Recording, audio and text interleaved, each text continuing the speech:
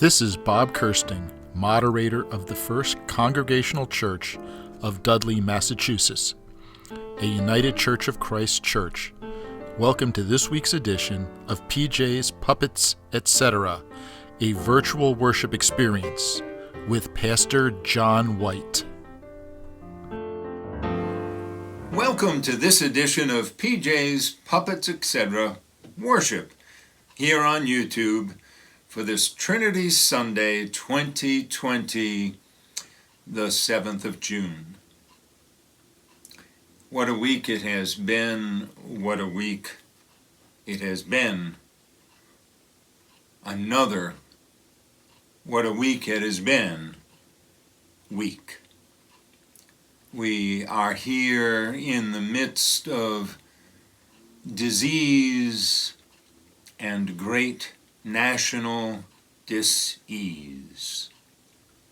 We're going to do our best to think about all of that today. But first, I just want to say thanks for joining us again. Thanks for joining us today. And as always, please do look to the end of this video to learn how to contact me through email, how to connect with our church family and our wider church family through their websites.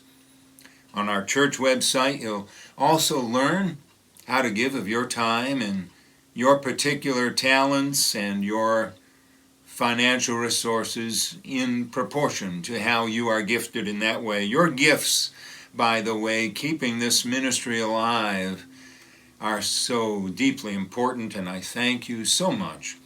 Please know, no matter who you are or where you are along the journey of your life, you are most welcome here. Join with me in prayer at this time, would you? Dearest God, thank you. Thank you for gathering us this day. Thank you for gathering with us, for being in our midst, now and always, through the events of this week, through the events of this day, and as we center ourselves into this moment now. Dearest God, thank you for being with us. Hear us now as together we pray. Our Father, who art in heaven, hallowed be thy name. Thy kingdom come, thy will be done, on earth as it is in heaven.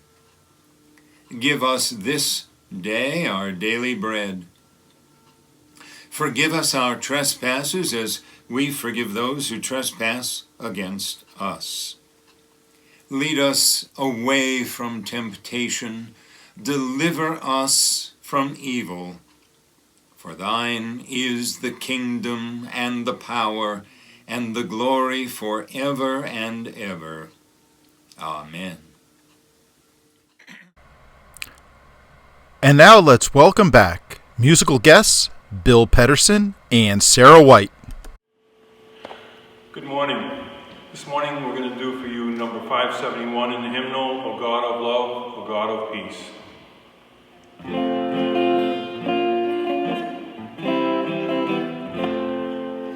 O God of love, O God of peace, make wars throughout the world to cease, the wrath of human wrong restrain. Give peace, O God, give peace again.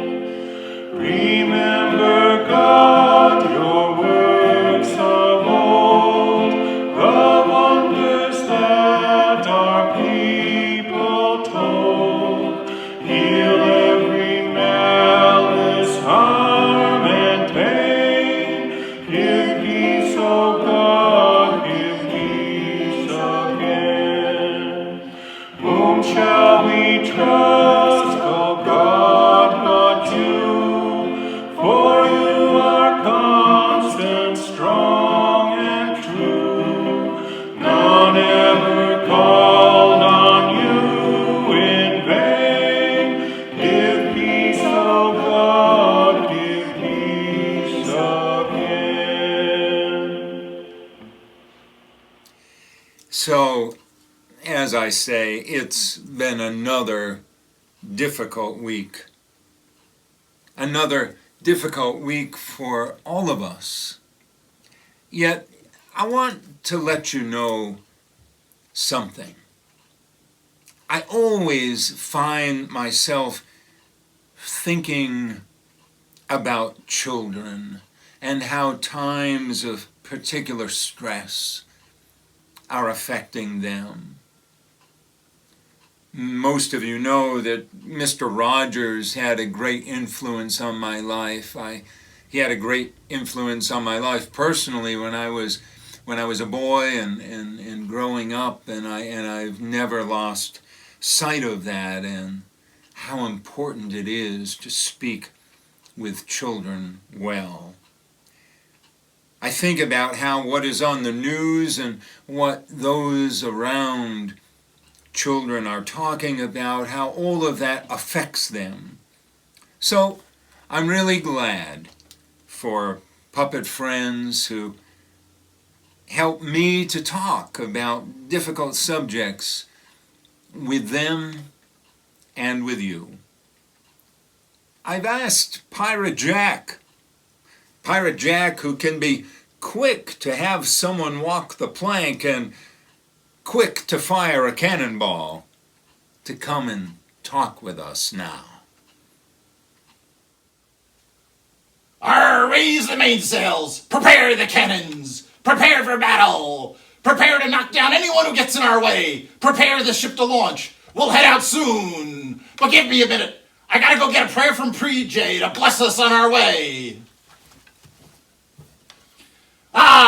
There you are, PJ, and none too soon! All the crew is ready to sail out and protest, PJ! We just need your blessing first! So bless away there, PJ! Arr! Pirate Jack, what is it exactly you are planning to do? Well, the crew and I are getting ready to add our voice to the Black Lives Matter movement. You know, we pirates aren't too sensitive about some stuff. I mean, sometimes we go weeks without taking a bath because we're out there in the open sea and working hard. So we know we smell badly, and our hair gets all stringy, and many of us wear eye patches where our eyes should be, and hooks where our hands should be. We're kind of proud of those things, so don't mind talking about it. But when you start talking badly about someone or treating them differently or making it less safe to walk down the road or drive a car just because of the color of their skin, well, that's just wrong, PJ. So to battle we go. To battle? What battle? Well, we've got to change some things around here. And well, PJ, you know we've done a lot of talking about being nice and loving everybody like Jesus wants us to. Yet sometimes you just gotta be brave and load up a few cannonballs and make a few folks walk the plank. And now's that time, Oh, Jack, shooting cannonballs and having people walk the plank is not being brave. I'm ready for that blessing now, PJ. Gotta get back to the crew, you know. Hey, Jack, we need to talk. If you could hurry it up a bit now, PJ, I sure would be happy about it. Jack, please. Now, I know you want to get going and you're all fired up to go do something to help people. Yet we really need to talk about this, Jack. What you've got in mind is only going to make everything worse. PJ, what are you talking about? Jesus wants us to love our neighbors. It says that right in Matthew chapter 22, verse 39. And in John 15:13, Jesus says, greater love has no one than this, than to lay down one's life for his friends.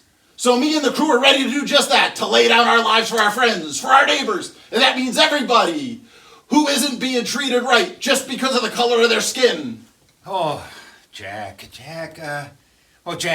first, I am impressed that you knew those Bible verses. I'm not very good at that myself.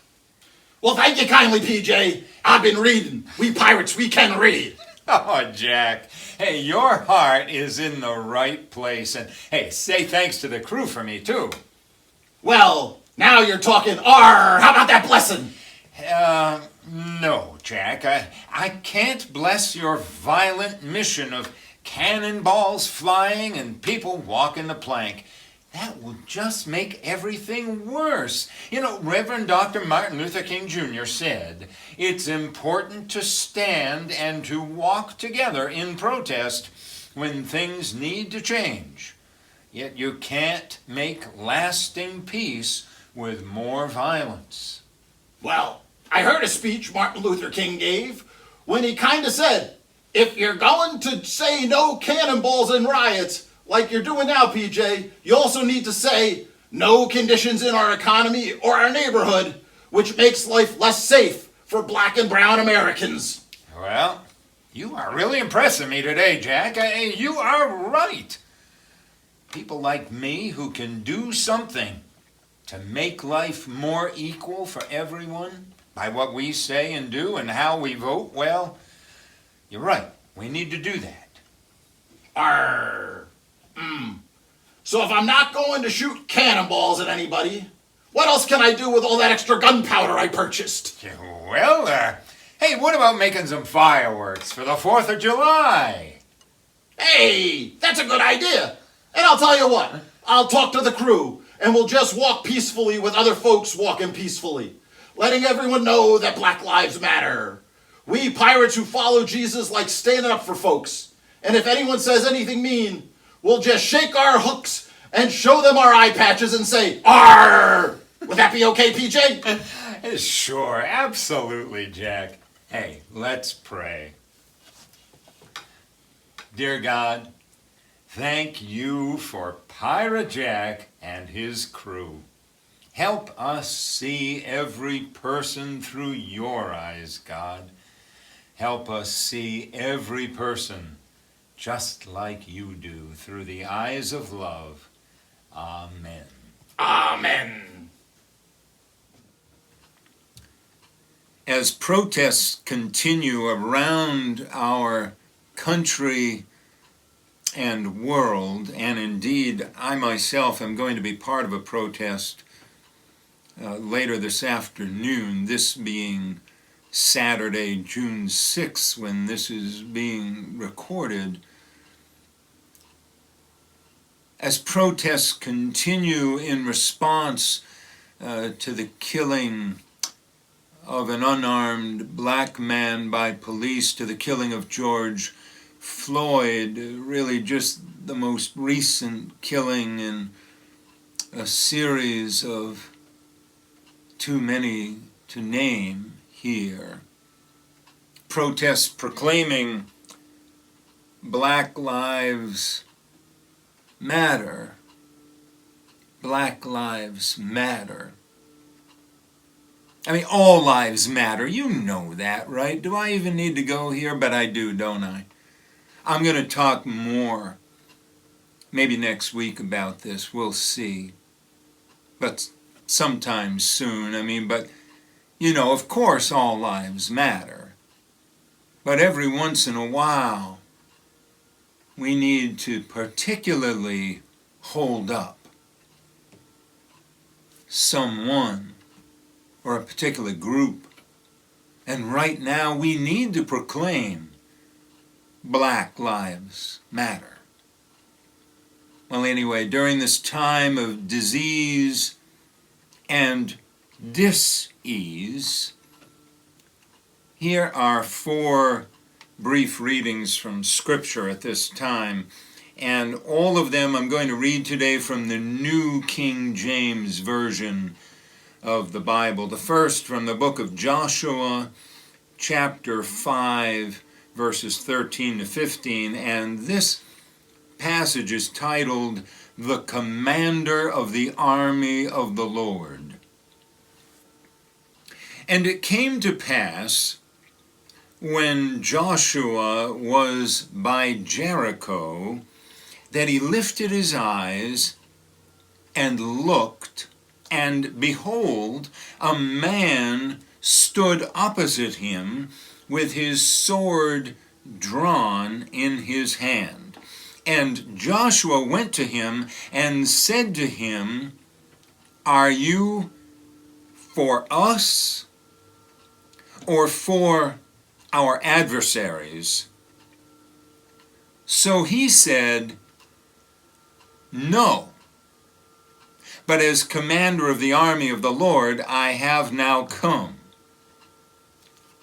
And Joshua fell on his face to the earth and worshipped and said to him, "What does my Lord say to his servant?" And then the commander of the Lord's army said to Joshua, "Take your sandal off your foot, for the place where you stand is holy." And Joshua did so. Our next reading from the Gospel account according to Matthew, chapter 22, verses 36 to 39. Someone comes and speaks to Jesus and asks, "Teacher, which is the great commandment in the law?" But Jesus said to him, "You shall love the Lord your God with all your heart, with all your soul, and with all your mind. This is the first and great commandment, and the second is like it. You shall love your neighbor as yourself." From the Gospel account according to John, we hear this one sentence, the 15th chapter, the 13th verse. "Greater love has no one than this, than to lay down one's life for his friends." And finally, from the book of James, the 1st chapter, the 19th verse, "So then, my beloved brethren, let every man be swift to hear, slow to speak, slow to wrath." Bless the reading, dearest God. Bless the reading and hearing of these words, helping us to humbly learn how best to love. Amen.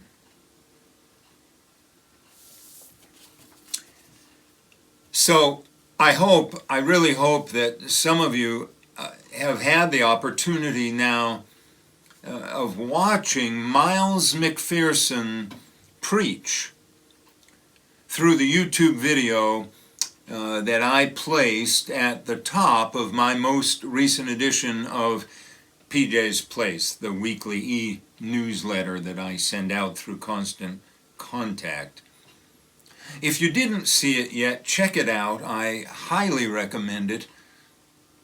Now, I got to tell you though, it's a nearly 45-minute sermon, which is not an unusual length for Miles McPherson. In the Christian tradition he serves, that's not unusual. It's a nearly 45-minute sermon. That's not something you're used to from me. And indeed, in our tradition, that wouldn't go over real well. And I know that. Yet this one's important. Make an exception. Listen to this sermon from Miles McPherson. And besides, life is filled with what we aren't used to these days.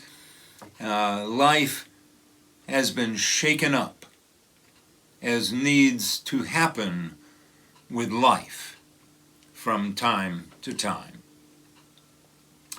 Now, in a while, as I do the first Sunday of the month, we'll share a love feast together.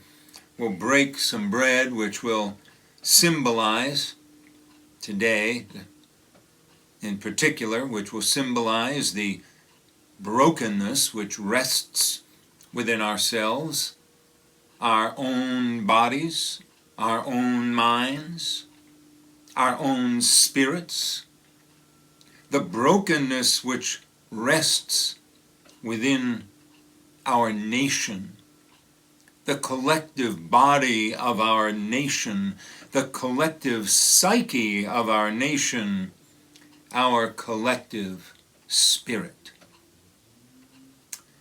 Now, for those who don't know, Pastor Miles McPherson is one of the most influential black preachers in our country, pastor of the Rock Church in San Diego, California, where I was so blessed, so privileged to hear him in July of 2018.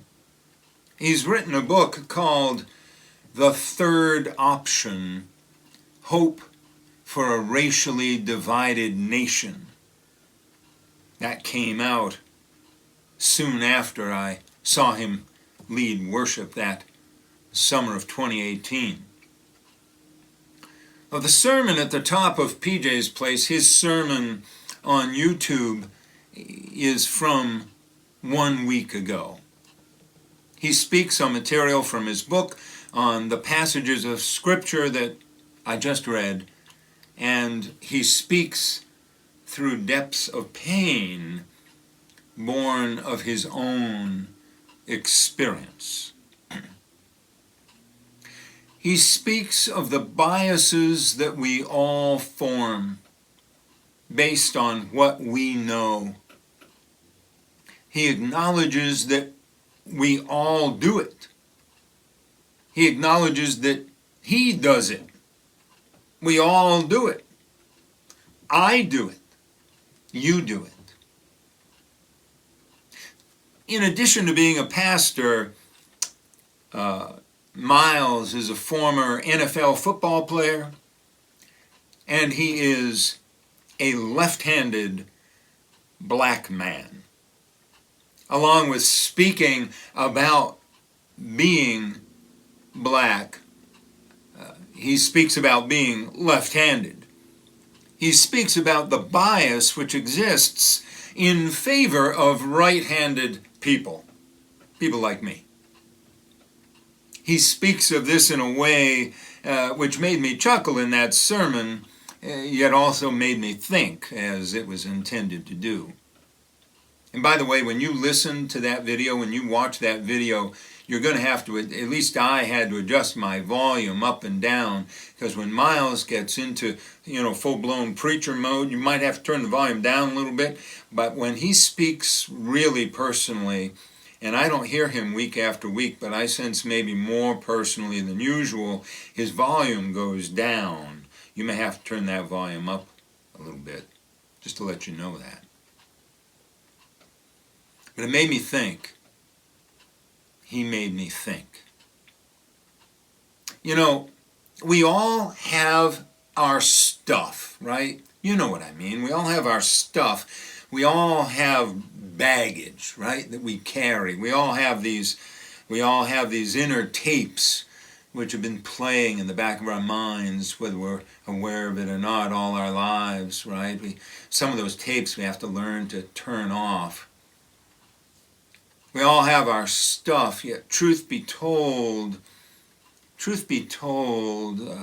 many of you, not all of you, but many of you listening to me now, won the same womb lottery. Yep, that's what I just said, W-O-M-B. You won the same womb lottery that I won. You didn't do anything. You didn't do anything to have certain privileges that you have. Nor did I. They are yours simply because you were born into the world and the circumstances that you were born into with the color skin which covers you. And that's it. It's that simple. You and I, many of you, most of you, and I just lucked out.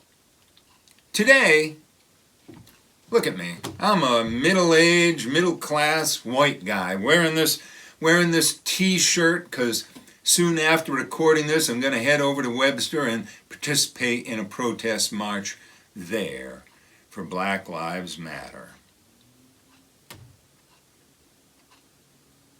This T-shirt, by the way, if you watch this video to the very last frame, you'll see the back of this T-shirt. many important statements there from the United Church of Christ, which I serve. I'm always proud of them, the way they reach out on such things. Anyway, today I'm a middle-aged, middle-class white guy. I get it. That's what you see. Yet that doesn't say everything there is to say about me. And frankly, I'd find it quite insulting if you thought it did. And that's the point. If you don't know me well, you make assumptions about me even before speaking with me. I do the same with you, by the way. Yet I do struggle to be conscious about it. And that conscious struggle is part of how I love you. My struggle to hear that inner voice judging you in an unfair way, to make some self-correction. That conscious inner struggle is part of how I love you. In the passage from Joshua chapter 5, 13 to 15, Joshua talks to the commander of the army of the Lord and says, "Are you for us? Or are you for our enemy? Are you for us? Or are you for them?" The answer is no, which is an odd answer. That's sort of like, do you prefer chocolate ice cream or vanilla? I asked that question of our whole church family in one of our last weeks gathered together before this. Yeah, do you prefer chocolate or vanilla? And your answer is no. Well, what kind of an answer is that, right? So Joshua says, are you for us or are you for them? And the commander of the Lord's army says, no. I'm not for either side.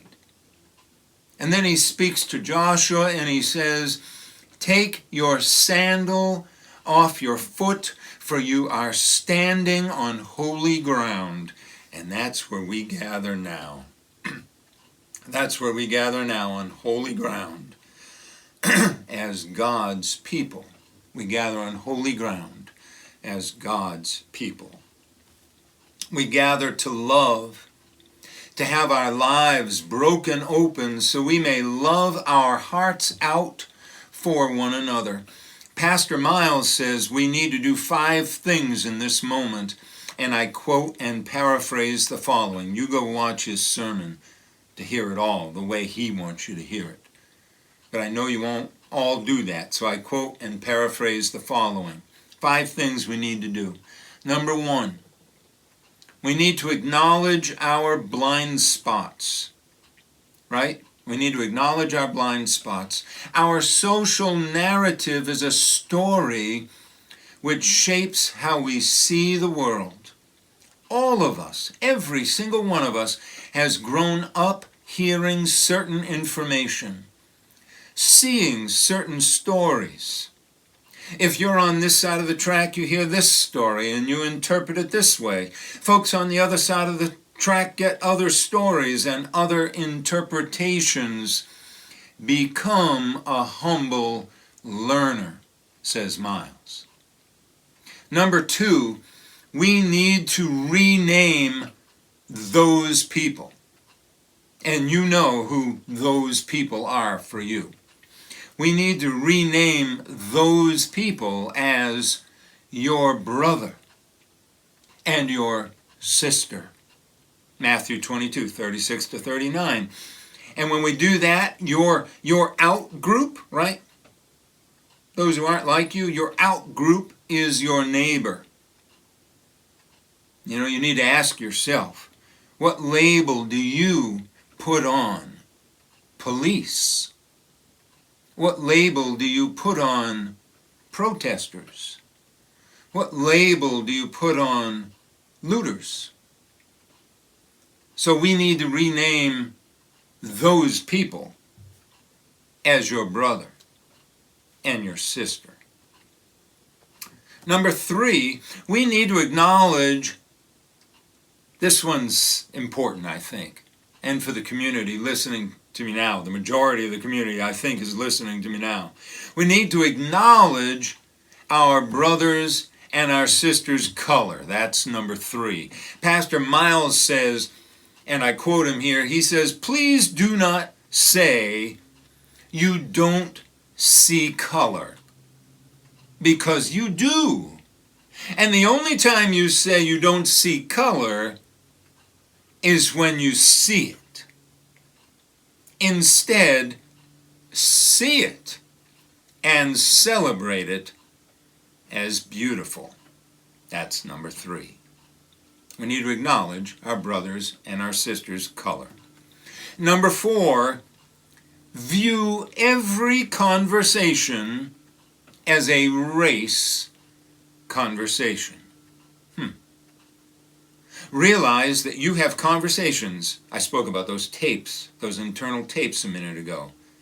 That's what Pastor Miles is talking about here. Realize that you have conversations going on in your head when you meet someone for the first time, and race is always part of that internal conversation, whether we are aware of it or not.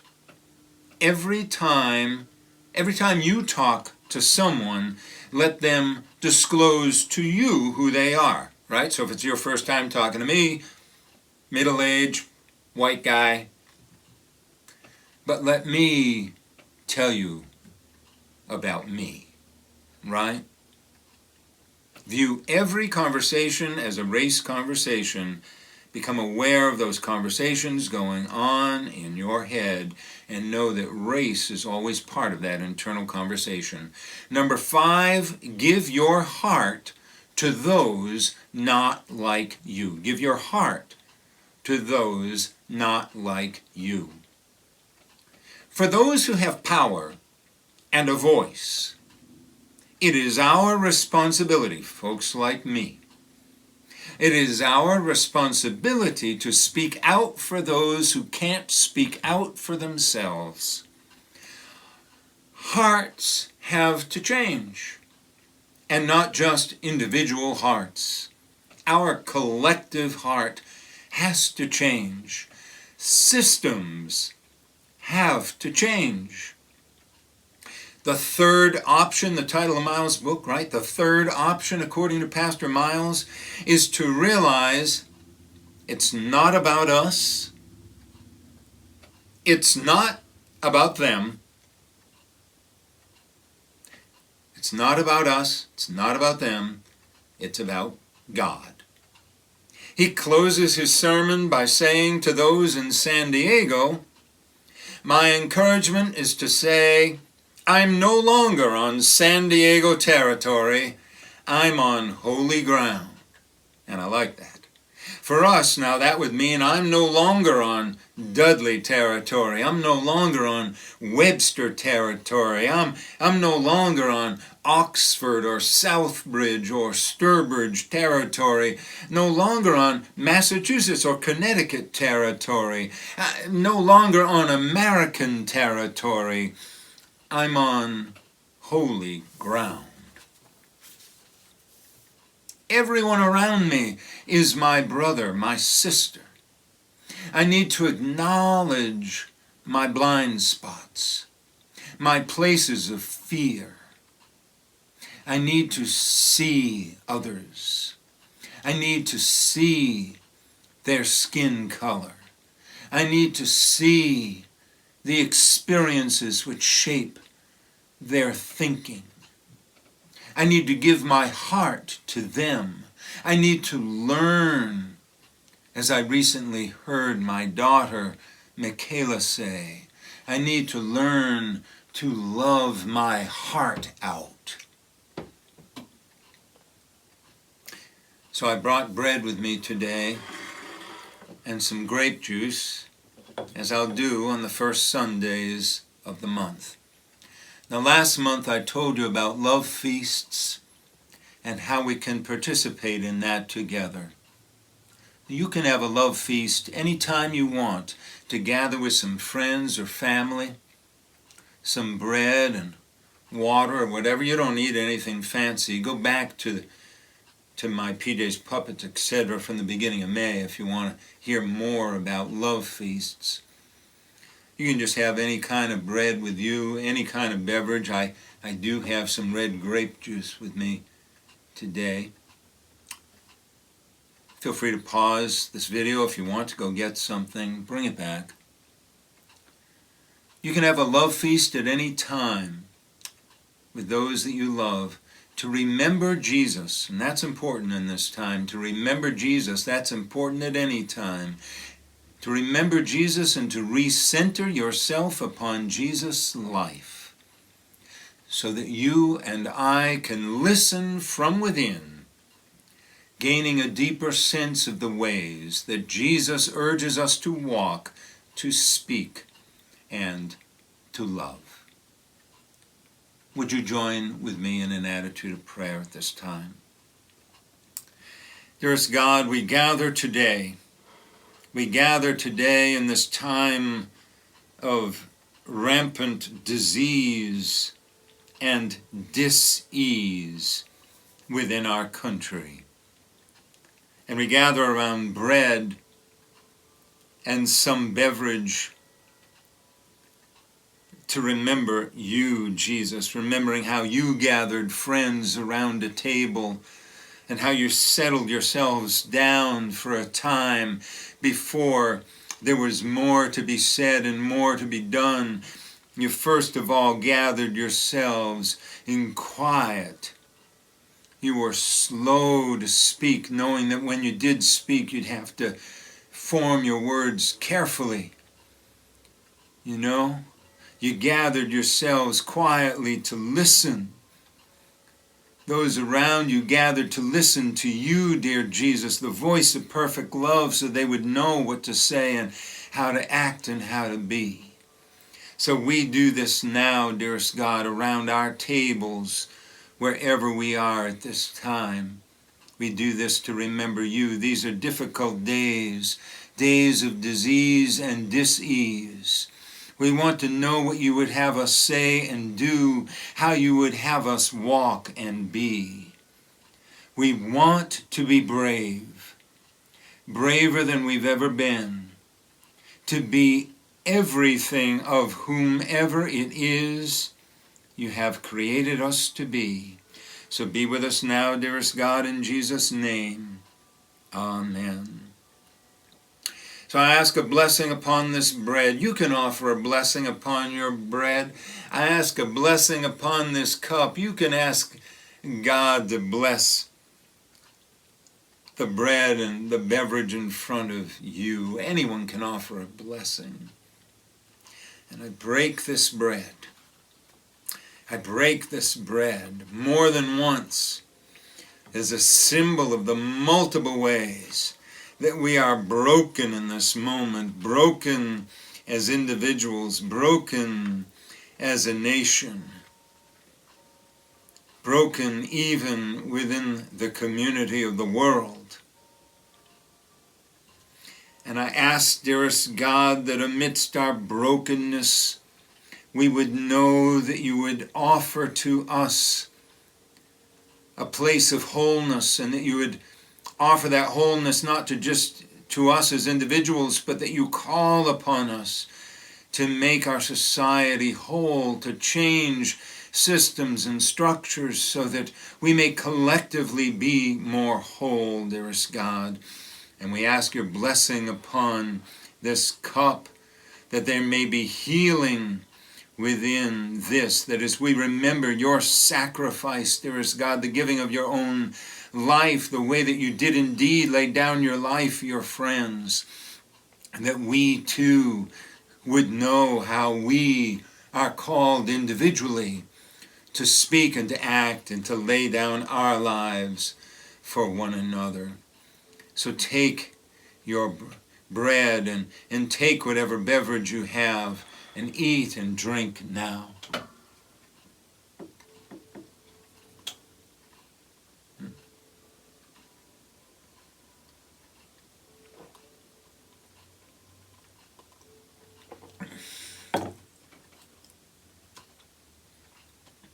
And say a prayer within your heart asking that your heart be healed, that your mind be open, however that needs to happen at this time. Dearest God, thank you for nourishment received at this table, nourishment for our bodies, yes, but for our minds and for our spirits. Of course, all lives matter, dearest God, of course. But in this moment, you need us to say, Black lives matter. And so we do. And so we do. Amen. And now we welcome Kristen Knoll, singing for us, We Shall Overcome. Please note in the last stanza, she changes the words from someday to today. Here's Kristen.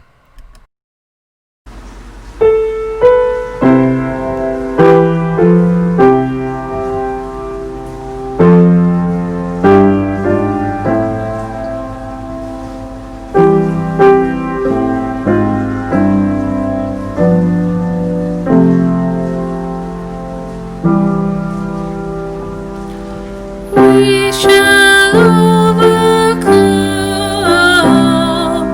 We shall overcome. We shall overcome someday. Oh, deep in my heart, I do believe we shall overcome someday. We'll go hand in hand. We'll go hand in hand. We'll go hand in hand someday.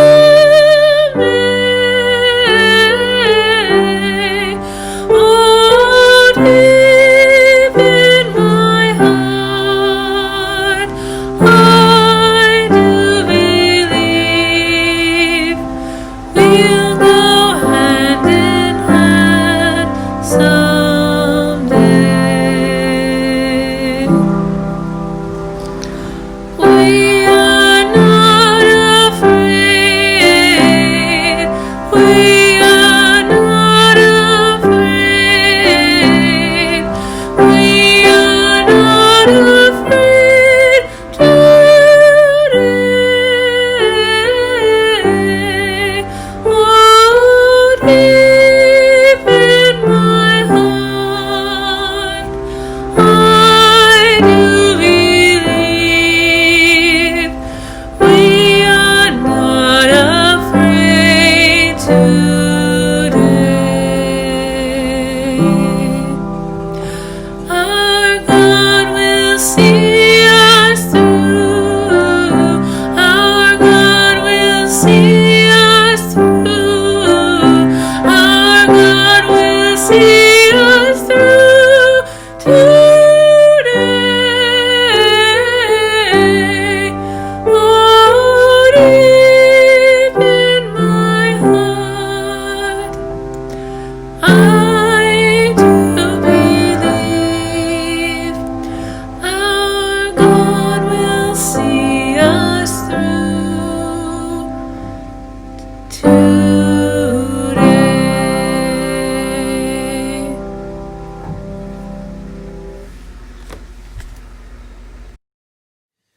Join with me in this time of closing prayer, would you? Oh God, as we continue to pray for those suffering from COVID-19, we know this is a time of disease. Yet also, as we continue to pray for those suffering from systemic racism, from entrenched systems of economic disparity, from the disproportionate number of black and brown men incarcerated, from the disproportionate number of black and brown people killed by police, from looters seeking to harm the goals of peaceful protesters, from parenting which requires you to prepare your children for insults, slurs, and violence. We know this is a time of dis-ease. O God, we know there is much to be said. We know there is much to be done. We know we have often said too little. We know we have done too little. We know we have allowed ourselves, those who have the privilege of allowing ourselves, we know we have allowed ourselves the privilege of denial. Forgive us, then help us sin no more. O God, help us rise from this time better people. O God, help us love our hearts out for every person, each one, our sister, our brother. Amen. God bless you at this time. God bless you in this time of deep challenge. Do offer challenge to one another, and do also offer times of comfort and simple healing and rest for one another too. These are difficult times, and we need to take care of our own person and those around us, that we would take care of ourselves with proper rest and exercise and good food. Care for yourself and one another as you do the good and challenging work of creating places of opening of your own heart, your own mind, as we work together to create more justice and life and healing for all. So in this moment, at the end of another week's worship here, thank you for gathering with us. God bless you. God keep you. God's face shine upon you. God help you to love your heart out as you bravely stand, as you bravely walk, as you bravely say something, do something in support of those who need you to stand and speak for justice now. Amen.